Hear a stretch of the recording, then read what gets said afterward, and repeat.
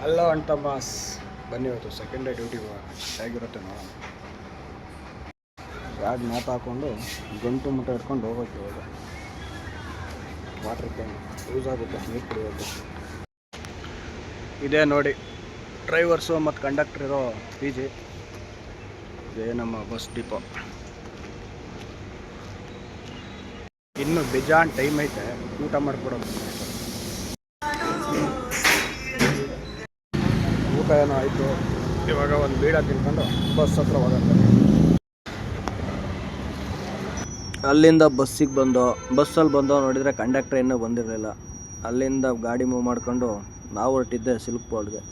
Silk ಬೋರ್ಡಲ್ಲಿ ಗೊತ್ತಲ್ಲ, normally ಒಂದು 5 ನಿಮಿಷ 10 ನಿಮಿಷ ವೆಯ್ಟ್ ಮಾಡ್ತೀವಿ. ವೆಯ್ಟ್ ಮಾಡ್ಬೇಕಾದ್ರೆ ಇನ್ನೇನು ಕೆಲಸ, ಕನ್ನಡಿಗೆ ನಮ್ಮನ್ನು ನಾವೇ ಮುಖ ನೋಡ್ಕೊಂಡು ಚೆನ್ನಾಗಿದ್ದೀವಿ ಅಂತ ನಮಗೆ ನಾವೇ ಅಂದ್ಕೊಂಡು ಕಸ್ಟಮರ್ ಬರೋ ಗಂಟೆ ವೆಯ್ಟ್ ಮಾಡಿಕೊಂಡು ಗಾಡೀಲಿ ಟೈಮ್ ಪಾಸ್ ಮಾಡ್ಕೊಂಡು ಕೂತ್ಕೊಂಡು ರೀಲ್ಸ್ ನೋಡ್ಕೊಂಡು ಕಸ್ಟಮರ್ನ ನೋಡ್ಕೊಂಡು ಕೂತ್ಕೊಂಡಿತ್ತು. ಮೂವ್ ಮಾಡೋ ಟೈಮ್ ಬಂತು.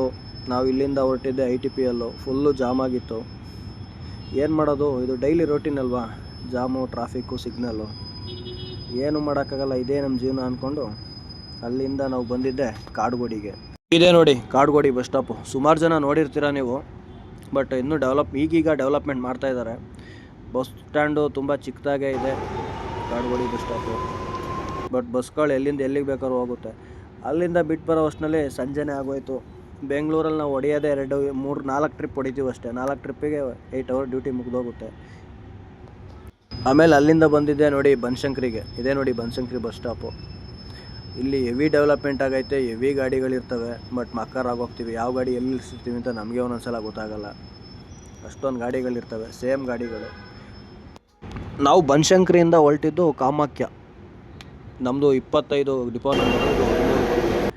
ಅಲ್ಲಿಂದ ನಾವು ಕಾಮಾಖ್ಯದಲ್ಲಿ ನೈಟ್ ಆಲ್ಟ್ ಆಗ್ತೀವಿ. ಓಕೆ ಫ್ರೆಂಡ್ಸ್, ಮುಂದಿನ ವೀಡಿಯೋದಲ್ಲಿ ಸಿಗೋಣ. ನಿದ್ದೆ ಬರ್ತೈತೆ, ಮಲ್ಕೊಂಡು ಬೆಳಗ್ಗೆ ಮತ್ತೆ ಅದೇ ಡ್ಯೂಟಿ, ಅದೇ ಟ್ರಾಫಿಕ್ಕು, ಅದೇ ಜೀವನ. ಜೈ ಹಿಂದ್, ಜೈ ಕರ್ನಾಟಕ. ಮತ್ತೆ ನೆಕ್ಸ್ಟ್ ವೀಡಿಯೋದಲ್ಲಿ ಸಿಗೋಣ. ಬಾಯ್ ಬಾಯ್.